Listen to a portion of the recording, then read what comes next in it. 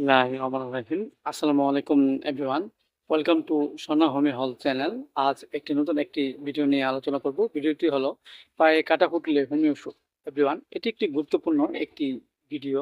কাটা বিভিন্ন ধরনের হয়ে থাকে। গাছের কাটা, বাঁশের ছাল, পিন, পেরেক, লোহা ইত্যাদি বিভিন্ন ধরনের কাটা হয়ে থাকে। এই কাটা যদি আমাদের পায়ে ফোটে তাহলে দেখা যায় আমাদের চলা কিংবা হাঁটাচলা করতে বিভিন্ন বিপদের সম্মুখীন আমাদের হতে হয়। সো এভরিওয়ান, এই রোগটি আমাদের মধ্যে হলে আমরা কিছু করণীয় বিষয়গুলো জেনে সুস্থ হতে পারি। যেমন দেখা যায় একজন ব্যক্তি কোথাও ঘুরতেছে কিংবা খেলা করতেছে, হঠাৎ তার পায়ে কোনো কিছু ফোটে এবং প্রচুর ব্যথাটি যন্ত্রণা দেয়, সহজে সরতে চায় না। এসব লক্ষণে আমরা হোমিওপ্যাথি একটু ওষুধ দিতে পারি।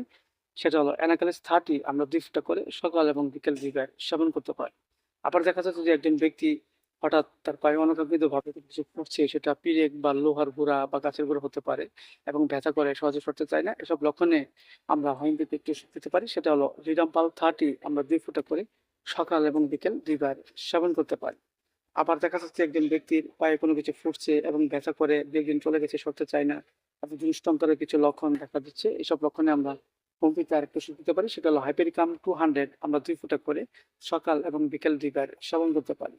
পাশাপাশি আমরা একটি বায়োটিন বড়ি খেতে পারি। সেটা হলো সাইলোসিয়া 6 এর 4টি গুঁড়ো চিবিয়ে আমরা হালকা গরম পানি সহ সকাল এবং বিকেল 2 বার সেবন করতে পারি।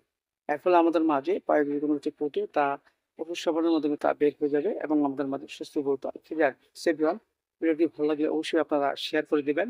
সবাই ভালো থাকবেন, সুস্থ থাকবেন। Thank you so much.